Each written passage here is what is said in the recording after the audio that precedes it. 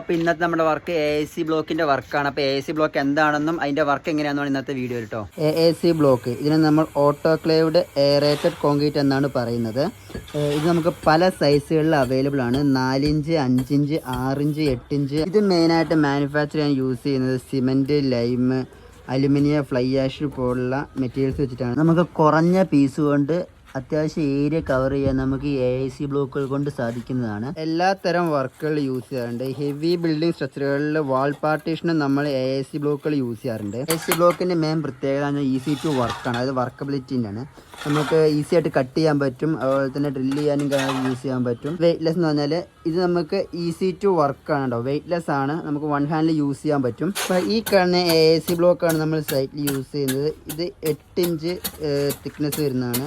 ഇതിൻ്റെ length 60 centimetre. നമുക്ക് AAC ബ്ലോക്കിന് ലെങ്ത്ത് വരുന്നത് 60 സെൻറ്റിമീറ്റർ ആണ്.